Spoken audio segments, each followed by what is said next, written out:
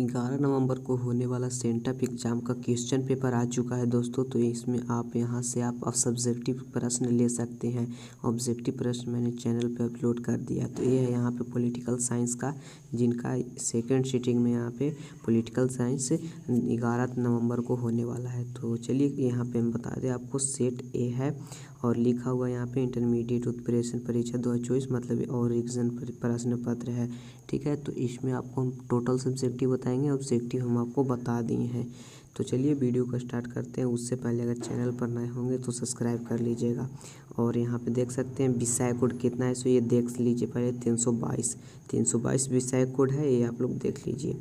तो चलिए दोस्तों हम यहाँ पे शुरू करते हैं वीडियो को, और फिर आप सभी से तो यहाँ पे देख सकते हैं पहला प्रश्न, संविधान किसे कहते हैं। ठीक है, ये अपने नोट्स से लिख लीजिएगा। हम सभी प्रश्न को बता दे रहे हैं अपने नोट्स से, या फिर आप गूगल करके आप लिख लीजिए, तब आप जाइए एग्ज़ाम देने। दूसरा प्रश्न है संसदीय प्रशासन प्रणाली क्या है। इसमें आपको 2 नंबर मिलेगा, और यह प्रश्न आपको एकदम पूछने वाला है। सभी प्रश्न VVI और फिर एकदम यहाँ पे आने वाला है आपके एग्ज़ाम में। ठीक है, तो तीसरा प्रश्न है राष्ट्रपति के विवेकाधीन शक्तियाँ का क्या तात्पर्य है। इसमें आपको 2 नंबर मिलने वाले हैं। कितना नंबर? 2 नंबर मिलने वाले हैं। चलिए प्रश्न संख्या चौथा है धन विधेयक को परिभाषित करें। धन विधेयक को परिभाषित करें, इसमें आपको 2 नंबर मिलने वाला है। प्रश्न संख्या चौथा।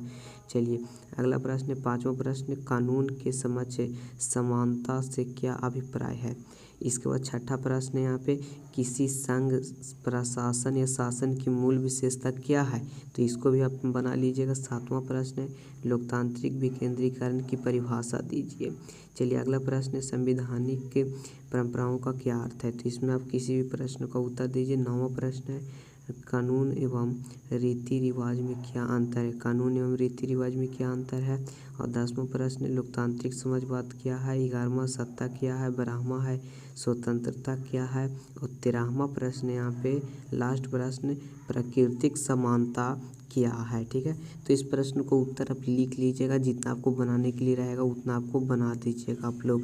ठीक है, तो उत्तर आप लोग लिख लीजिएगा। आप सभी लोग आप गूगल करके या फिर अपने नोट्स से याद रखिएगा। इसके बाद 14वां प्रश्न है आर्थिक समानता क्या है। तो इसे आप बना लीजिएगा। इसे 2 नंबर वाला बता रहे हैं, दीर्घ भी बताएंगे जिसमें 5 नंबर का पूछता है।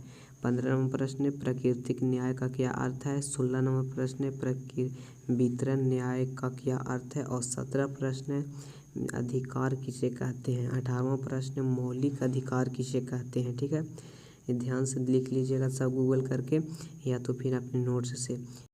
19वां प्रश्न है मानव जीवन में अधिकारों का क्या महत्व है। ये 19वां प्रश्न है। चलिए 20वां प्रश्न है द्विसदनीय क्या है। द्विसदनीयता क्या है। 21वां प्रश्न है वित्त विधेयक को परिभाषित करें। वित्त विधेयक को परिभाषित करें। और 22वां प्रश्न है एकल संक्रमणीय मत प्रणाली से क्या समझते हैं। और 23वां प्रश्न है निवारक निरोध कानून से क्या समझते हैं। 23वां प्रश्न है आपको इसमें भी 2 नंबर मिलेगा। सब हम 2 नंबर वाला बता रहे हैं। ठीक है, चलिए इसके बाद हमारा अगला प्रश्न है यहाँ पे जो 25 नंबर प्रश्न है कि सांप्रदायिकता क्या है, नक्सलवाद क्या है, गुटनिरपेक्षता से क्या समझते हैं। और 28वां प्रश्न है सामाजिक सुरक्षा से क्या समझते हैं। गुटनिरपेक्ष से क्या समझते हैं। और ये सब आप बना लीजिएगा, हल्का हल्का प्रश्न है। चलिए 24 प्रश्न है सामाजिक सुरक्षा बता दी। 29 नंबर प्रश्न है यहाँ पे कि भारत के राजनीतिक में जातियों की वर्णन करना है। और 30वां प्रश्न है गठबंधन की राजनीति क्या है। चलिए इसके बाद दीर्घ प्रश्न है जिसमें आपको 5 नंबर मिलेगा, और टोटल आपको इसमें 4 प्रश्न बनाना है। पहला प्रश्न 31 नंबर प्रश्न भारतीय नागरिकता कैसे प्राप्त की जाती है। जैसे प्राप्त की जाती है आपको लिखना है। 32 नंबर प्रश्न है न्याय और कानून में क्या अंतर है। 33 नंबर है स्वतंत्र और स्वतंत्रता का परिभाषा देना है। 34 नंबर प्रश्न है मौलिक अधिकार एवं नीति निर्देशक तत्व के बीच में संबंध यानी अंतर बताना है। 35 प्रश्न है कानून के शासन से क्या समझते हैं। 36वां प्रश्न है भारतीय संविधान के संगठनात्मक लक्षणों का परीक्षण कीजिए। 37वां प्रश्न है 73वें संविधान संशोधन की मुख्य विशेषता क्या थी।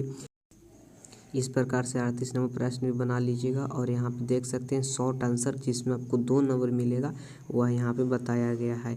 तो यहाँ से हम आपको वीडियो को म्यूट कर दे रहे हैं। सभी लोग सिर्फ आंसर को लिख लीजिए, 1 का आंसर, 2 का आंसर, 3 का आंसर, ऐसे करके आप कॉपी में या पेज में या फिर अपने अगर आप कॉलेज में बैठे हुए हैं, स्कूल में बैठे हुए हैं तो आप आराम से देख कर लिख लीजिए।